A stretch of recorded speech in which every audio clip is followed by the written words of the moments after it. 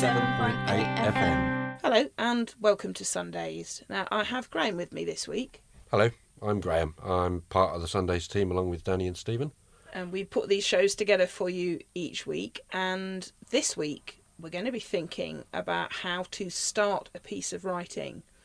Now obviously it depends on what your story or your poem or your magazine article or whatever it is you're starting off with, depends what you want to talk about in that story as to obviously how the story will begin. But whatever you're starting off with, you will always have either a blank piece of paper or a blank screen, and you might well be sitting there thinking, how do I begin? What do I get down first?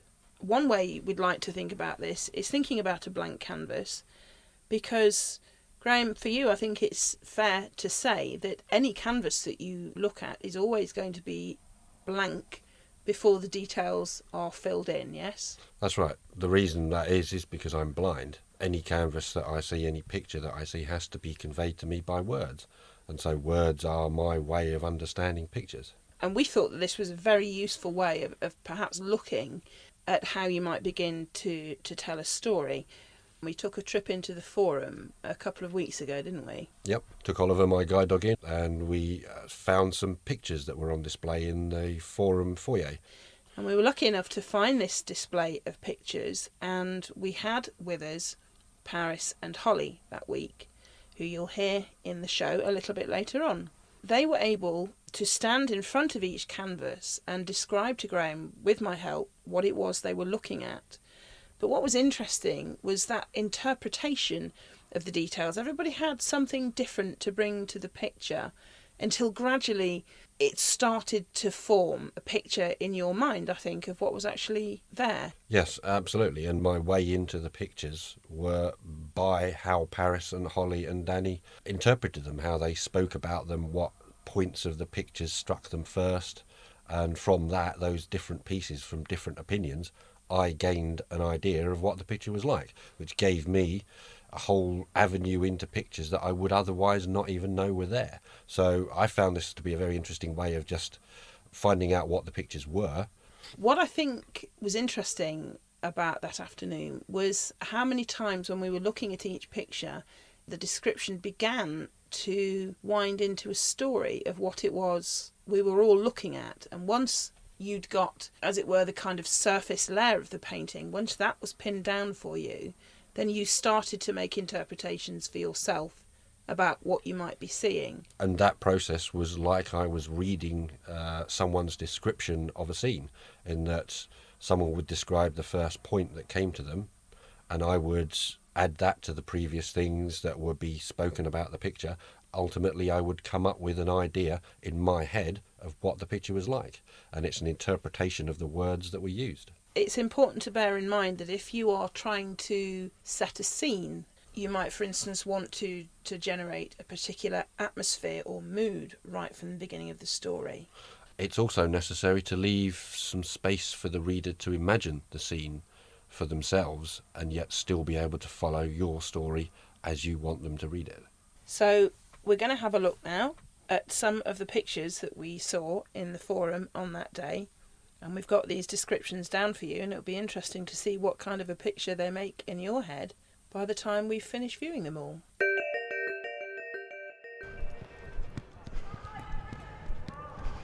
Okay. Good boy, find it all. Good boy. Good boy. Find it all. Good boy. Hey, Tom. Good boy. Here we are in the forum. Okay, we're in the forum, very echoey, and there are lots of paintings in here today, and a lot of them seem to be based around light and shade, or light and dark, I suppose, which, as we spend so much of our time, one of us in the light and one of us in the dark, growing like a little mushroom. That's my mushroom noise. A special mushroom noise there. Okay, let's have a look and see what we can see. So what's this one then, you think? Picture?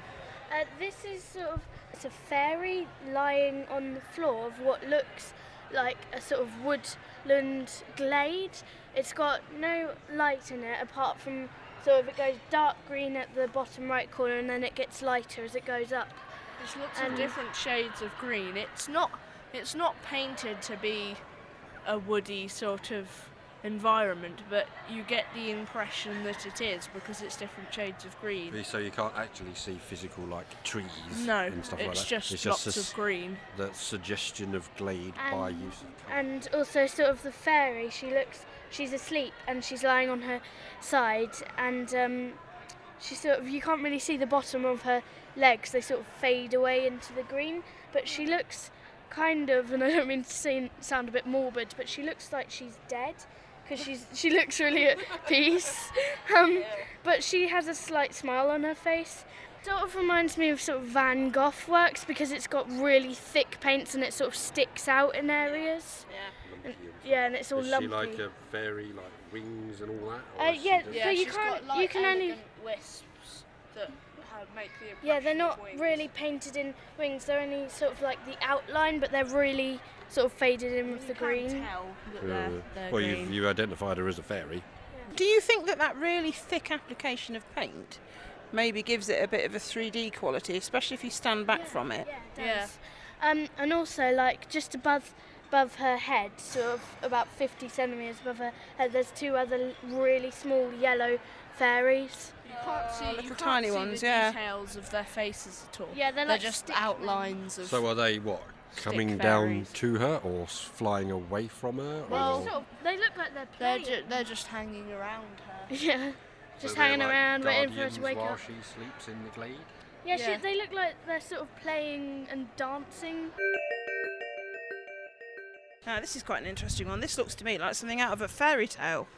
It basically looks like there's a boy lying on what appears to be just a stone block, and he has little sort of white fairies, like small white fairies flying around him. Like And the yellow block- ones that we saw in the other picture. Yeah, and the block has writing on it, and it says, "There is no need to search, achievement leaves nowhere, so just be happy. Love is the only reality. Release your struggle, let go of your mind and relax into the world. Open your eyes, you are far more than you imagine." Is he imagining? Do you think? Is he lying He there looks imagining? like he's But staring it sounds into like he's space. lying on a tomb. He looks kind of. That's the rather odd thing. He does actually look as though he's Like lying you get on the a old tomb. sarcophagi in the old churchyards that are the statue of a person lying on a large box, and that He has- sounds like it's a similar thing. He has his hand on a book, though. He looks like he's a fallen angel. He's sort of wearing Yes, he does. wearing angel kind of robe thing, and then also his face is like really light, and then he's got like really light hair as well. Yeah. He And does have a sort of there's angelic a sort of persona. Yeah. little yellow circle right next to his head that's sort of blurred out, but you can't really tell what It's like the it cushion is. that he's got his head on. Yeah, but And it looks he like a does- stone cushion that you do get on tombs. Yeah. He's a bit disturbing in some ways, I think, because you don't know whether he's dead or alive, or whether he's an angel or his a... eyes He Well, he's does supposed look, to be he there, does isn't he? look So he very fits. vacant. He stares into the distance like sad, his like eyes he's look sad. really sad. The little tiny fairies in this almost look a bit like pinpoints of light, and that makes it look like stars. And because of the dark on the side of the tomb, they really look like stars in a dark heaven, I think. They look like they're taking care of him because one of them is stroking his hair and the other one is moving his robe. Do you think they're taking care of him, or do you think they're making mischief? I think they're taking care of him because They one don't of them look sitting like sort of mischievous fairies. affectionately on his knee.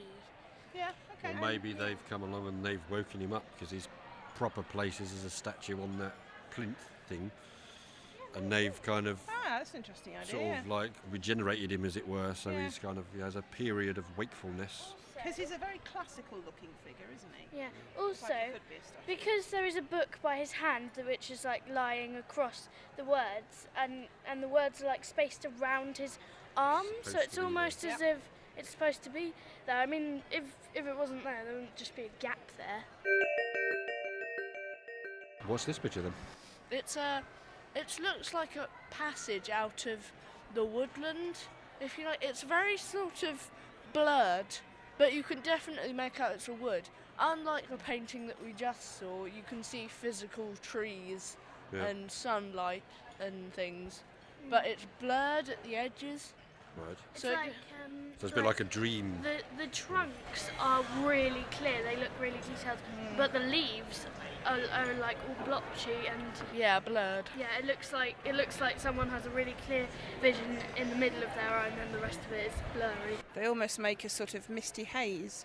Is it going into a woods or coming out of a woods, do you think? I think it's coming out because you can't see any trees in the distance, and I can't tell if there's a little pathway, and I can't tell if that's a small river Yeah, it does. or if it's just a passageway, because I can see in the distance out of the passageway that there's blue, so maybe it leads into a forest. Right, it does. And you've got, what about the reflections in it? It does have Yeah, it's reflections reflecting actually. the If you look sunlight. really carefully. That looks like the reflection of the canopy above, because it's the same basic shape, isn't it? And I think you can see water. And of course, another thing you can see coming down in the clear bit, which is really the centre of the painting, and probably because it's sort of, you can sort of tell what's there, and you can see all these shafts of sunlight coming down onto this space at the bottom, but you don't really know what's there. So it's it's the sort of painting that you want to sort of step into and walk down that path or wade through that stream and see what lies at the end of it. Picture of like the bend in the river, or the path that you can't see that Yes. bends away out of sight. That sort of classic formation of a picture. Yeah. That you're led out of the forest by the stream in this one. Yeah. Also, it really does remind me of a stream, because right at the bottom of the picture it's all sort of brown, like it's muddy where the water's been with the forest ground. All right. Yeah. Yeah. Where the person viewing it is standing and has stirred up all the mud. Yeah, also it feels like if you cut your hands around your eyes to block out the back, like the bit where the picture is sitting on, then it really feel like you were actually there. I can see a collection of white rimmed, blue rimmed, and one yellow rimmed collection of boats. Little rowing On boats, aren't yeah, And they don't seem to have rowlocks like you said earlier. Yeah. With the other Are they on the painting. beach or a lake? Yes, or... they're on a beach. You can't see anything. You can't hardly see anything in the background. It's all blurred. All you can see is the sand from the beach and the boats. It's a very simple painting, but it's very nice. So what It do you just think these looks boats are? Have they peaceful. got like numbers on the front of them? Are they moored Yeah, by... there's little numbers they on the are back moored of on some the- of them, So but they might be fishing also boats then. you notice they're all stringed together. All Yeah, of them. they Apart almost from look maybe like some in the background. they look like a strange little flock, don't Yeah, they? it looks Some like description. if the sea comes and picks them up, then they will just follow each other. Yeah, just follow each other it's along. almost like a race that no one ever changes place. Yeah. What would happen to the focus of the picture if there was a person in the picture? It- What it would you look at? I think it would actually ruin it, because you'd Yeah. be focusing on what this person looks like, if they've got any expression on their face and why they're there. But Yeah. the boats seem more important. The boats Yeah. almost have a personality to them. I They think just you're they right, seem yes. they seem just sort of like they're in a group, like they're a pack of boats, like a pack Yes, of wolves yeah. asleep. Like they've settled there on the sand and they're just resting until somebody comes to do something with them and to make use of them. Sounds like a small sort of fishing, fleet, if you like, a small group of boats that they're working boats by the sound of what you're describing it, and you would perhaps go out as a group, go fishing, come back in again, tie them all up together, and they're safe in their little kind of roost on the beach. Now, some of them, I can see one that has probably, well, at a pinch, you could fit 4 people in it because it's got 4 seats, but some of them have only got 2 seats and a couple have only got 1 seat. So, It almost feels like the fishermen that go in them are friends, and the boats that are Yeah. manned by the fishermen Yeah. are friends as well. Also, So they'll have a certain yeah. relationship with I've just realised that the bits where the oars should go in, look, there's holes on all of them. It's almost like they've where been all the unscrewed. rowlocks are, like all the rowlocks have been. actually, yes, you're right. I was wondering why It's they hadn't almost got like- anything to put the oars Also, into. it's Perhaps quite odd people as well. pinch them if you leave them there. Perhaps they pinch them. Maybe they take them off so that people can't row them away. Maybe the boats took them off themselves. Maybe, Uh-huh. yeah. You don't really want to go in a rowing boat without rowlocks, do you? Because you'd soon get lost. You'd get stuck. You would be like going in a car with no steering wheel. Also, the ones at the back aren't strung together like the rest of them. It's quite odd because some of them are a bit quite clean, like the Yes, two at the front, yeah. and then the other ones are really dirty. As far as the colour goes as well, I think having that really, because that's the only bit of really bright yellow that you've got in the painting. A lot is all kind of different shades of turquoise and blue and sky blue and all this kind of thing, and the wood of the boats and the wood of the seats and the yellow of the ropes here. But that's a really bright yellow, and there's only one bit of it, and that just lifts the whole thing. If you It's hadn't got almost that like splash that of Millennium yellow, boat. The yellow boat. yes, Lemon yeah. boat. It's like That's the kind of the lead boat. exciting boat as well, because that's the one with the room for 4 people. And Although actually it looks a bit smaller than the others, so. And it's like the lead boat. It doesn't look like it's got any other string attached to it. If those boats were characters, would the yellow one be the troublemaker? I think he'd be actually the one that brought them all together, Oh, the leader. Right, assuming okay. that he was a he. Now, this is a painting of a figure sitting at a desk and writing. And she's writing by candlelight. The clothes that she's wearing, I would say, are they're either Victorian or Regency. It's a bit hard to tell because you can't see really. You can only see from the chest down. But it's lovely because the candlelight is very stark. The colours are very muted. But most of the light falls on her skin, the skin of her face, and on her neck and chest and on her fingers. And so it really shows up the flesh against the fabric. And you've also got a silver candlestick, so you've got the texture in that. And again, it's making out that texture just with light and shade. And next to that is a glass jug full of water with a glass over the top of it. And she has a pen or a quill in her hand.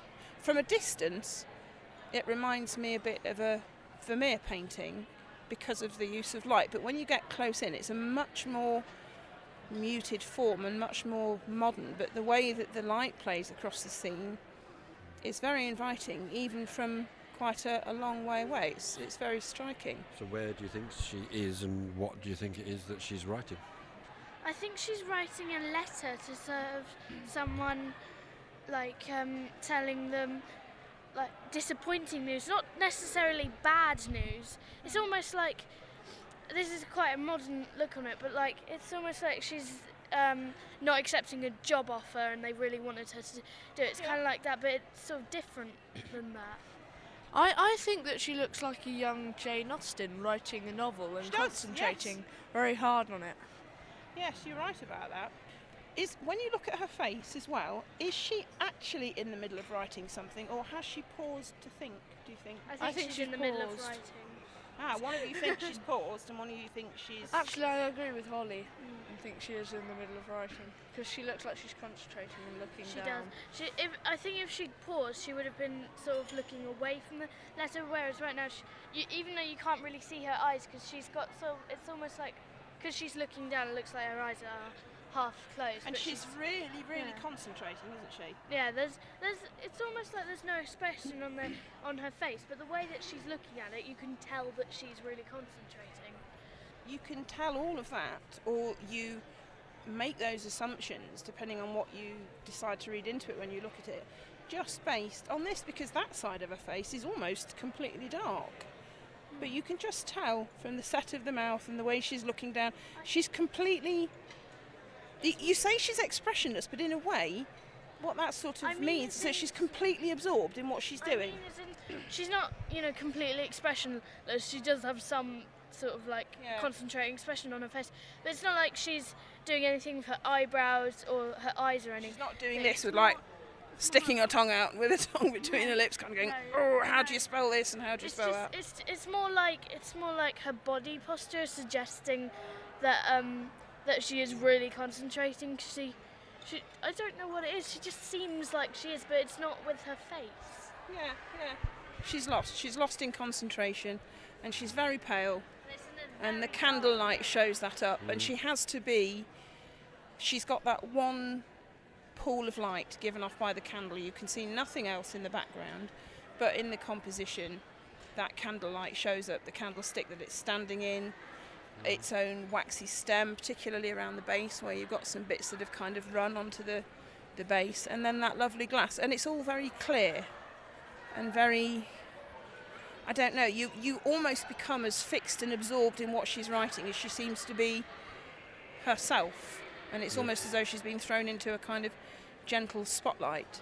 It's not as if you feel like you're actually there watching her do this. It's almost as if sort of like you've been there, watched her do this. Sundazed on Future Radio 107.8 FM.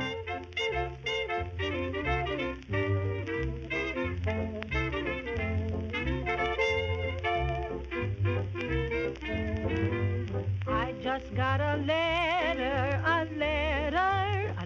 the sweetest little letter from my honey today.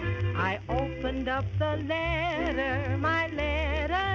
It made me feel much better, 'cause here's what it had to say. It said I had a dream last night. I dreamed I held you awfully tight. You don't know how I'm missing you. I wish that I were there kissing you. I just got a letter, the sweetest little letter from my honey today.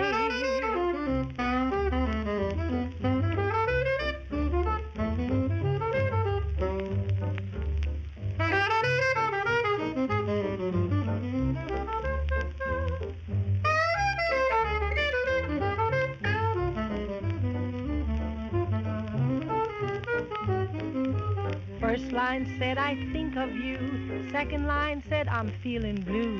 The third one said, I love you so. But the last line said, please send some dough. It said, I met one of your friends. Her best regards is what she sends. And if we step out, hun, don't be blue. It's just because she looks like you. It said the baby's learned to talk. He's even learning how to walk. The baby looks like you know. He won first prize at a monkey show. I just got a letter, the queerest kind of letter from my man today. It said, I miss you night and day. I wish you wouldn't stay away. I love you so much, darling Belle. That's funny, 'cause my name's Ethel. I just got a letter, and I'm checking up on this letter that I got today.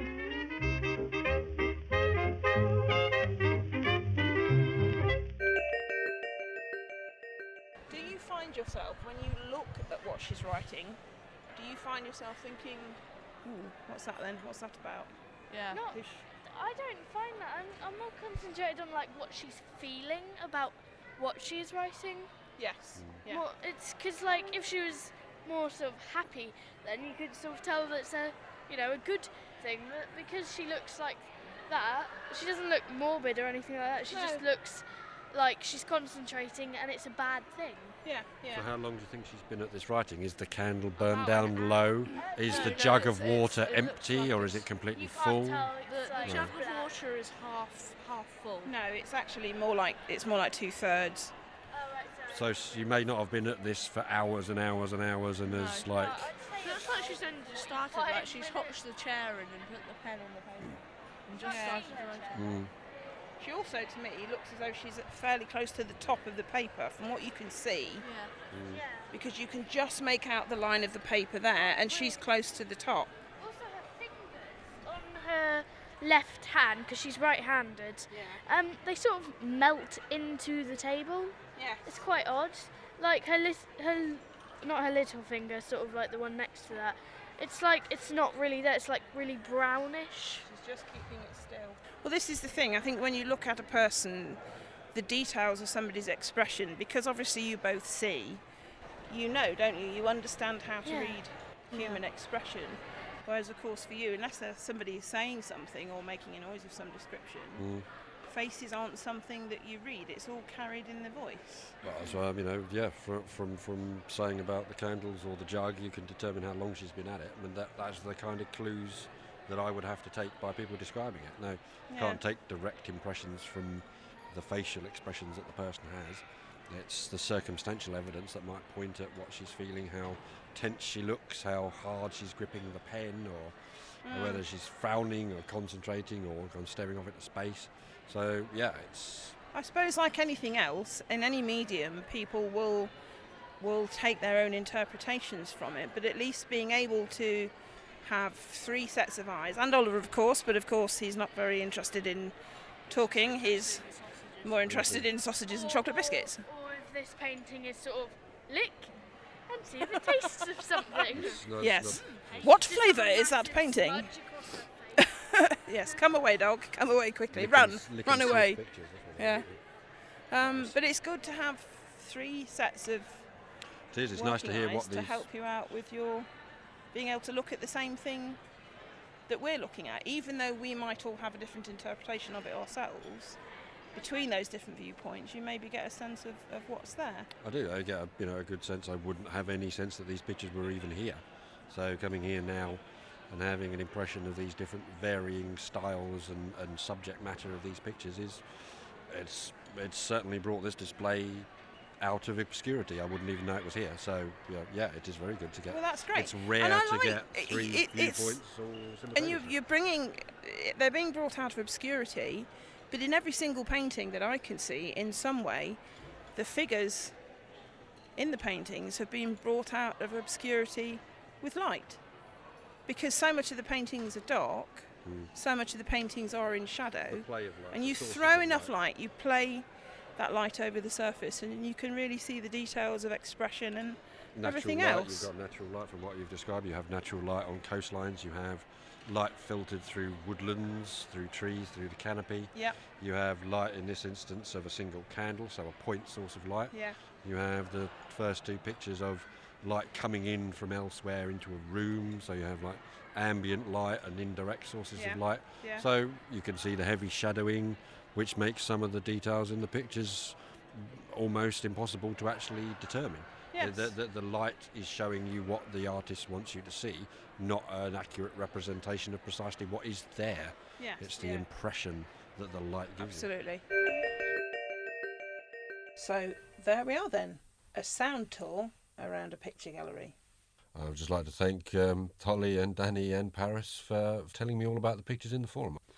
I think what I really enjoyed about the picture of the letter writer at the end was that really, like we said, hardly any of her face was actually in the light, so there were hardly any details of her face painted in, and yet what you were given was enough to read so much into what her expression might be or what she might be writing about. You could speculate for so long on what she might be doing just by that tiny little bit of light that was thrown onto the canvas.